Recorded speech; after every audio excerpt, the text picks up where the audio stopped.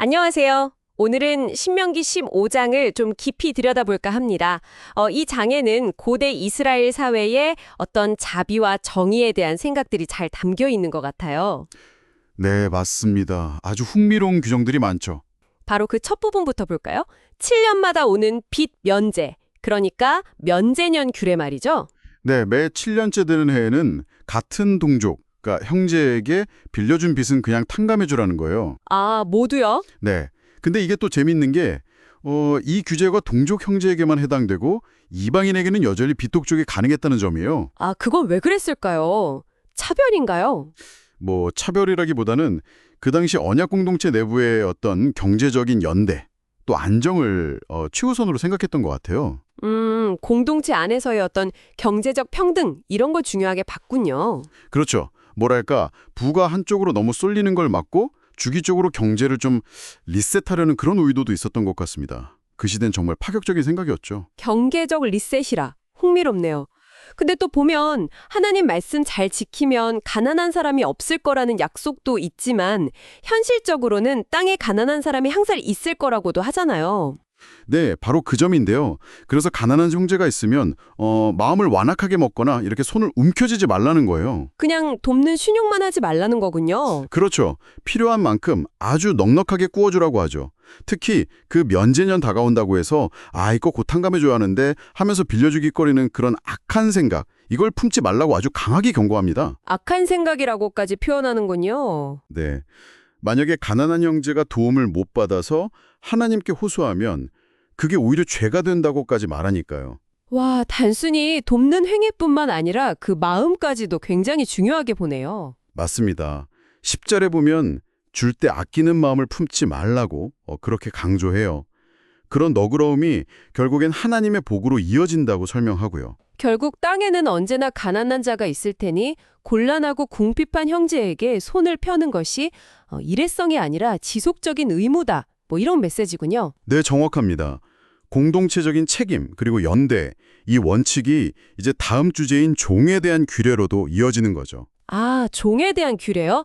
동족인 히브리 사람이 종이 된 경우 말이죠. 네, 6년 동안 섬겼으면 일곱째 해에는 자유롭게 놓아주어야 한다는 규정입니다. 근데 여기서 제가 정말 인상 깊었던 건 그냥 보내는 게 아니더라고요. 빈손으로 보내지 말라고. 맞아요. 양떼나 타작마당의 곡식, 포도주 틀의 소산물 중에서 아주 후하게 주어서 보내라고 하죠. 네, 이건 그냥 자유를 주는 건 이상의 의미가 있는 것 같은데요. 그렇죠. 그 배경에는 이스라엘 백성 자신들이 이집트에서 종살이 했던 그 경험, 그리고 하나님이 속량해 주신 것을 기억하라는 명령이 깔려 있어요. 아, 우리가 받았던 은혜를 기억하고 똑같이 베풀려는 거군요. 네, 후하게 주는 것은 그들이 정말로 새로운 시작을 할 수 있도록 돕는 뭐랄까 일종의 회복적 정의 같은 개념으로 볼 수도 있을 것 같아요. 회복적 정의요? 물론 만약에 종이 주인이나 그 가족이 너무 좋아서 난 떠나기 싫다, 계속 같이 살고 싶다 하면 송곳으로 귀를 뚫어서 영원히 그 집의 종이 되는 그런 예외적인 선택도 가능했습니다. 너무 어렵게 생각하지 말라고도 덧붙이죠.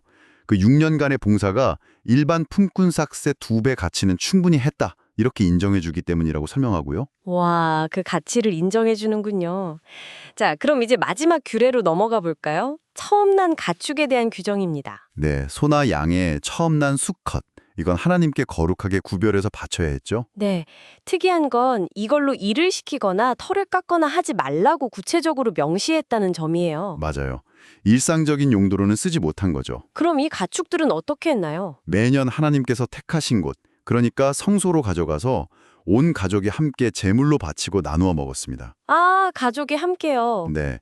근데 만약에 그 첫 새끼가 흠이 있으면 예를 들어 다리를 절거나 눈이 멀었거나 하면 제물로는 바칠 수 없었고요. 그럼 그건 어떻게? 그건 그냥 집에서 성 안에서 정한 사람이나 부정한 사람이나 구별 없이 노루나 사슴고기 먹듯이 자유롭게 먹을 수 있었어요. 아하, 그렇군요. 제물로는 안 되지만 먹을 수는 있었네요. 네. 단 어떤 경우에도 피는 먹지 말라는 규정. 이건 여전히 중요하게 지켜졌습니다. 피는 물처럼 땅에 쏟으라고 하죠. 생명의 신성함에 대한 어떤 경외심을 보여주는 부분 같아요. 네, 오늘 신명기 15장을 통해서 정말 다양한 걸 봤습니다. 비판감이라는 어찌 보면 급진적인 경제 시스템부터 시작해서 가난한 이웃에 대한 어떤 적극적인 책임감, 그리고 종의 해방과 그들의 자립을 실질적으로 돕는 모습, 마지막으로 첫 소산을 하나님께 드리는 규례까지요. 그렇죠. 이게 그냥 오래된 법조항 묶음이 아니라 정말 어떻게 하면 더 정의롭고 더 자비로운 공동체를 만들어갈 수 있을까 하는 그 당시 사람들의 깊은 고민과 어떤 신앙적인 원칙들을 보여주는 거죠. 네, 이런 고민들이 오늘 우리에게도 시사하는 바가 클 것 같습니다. 맞습니다. 이 고대의 지혜들이 지금 우리 사회에도 여전히 중요한 질문들을 던지고 있다고 생각해요. 예를 들어 주기적인 부의 재분배라든지 사회적 약자에 대한 공동체의 책임, 또 과거의 어려움을 기억하면서 타인을 대하는 태도 같은 것들이요.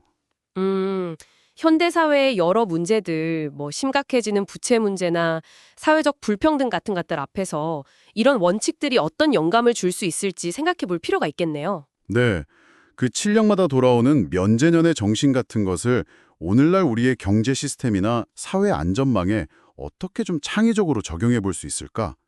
이 질문을 여러분과 함께 고민해 보면서 오늘 이야기를 마무리하면 어떨까 싶습니다.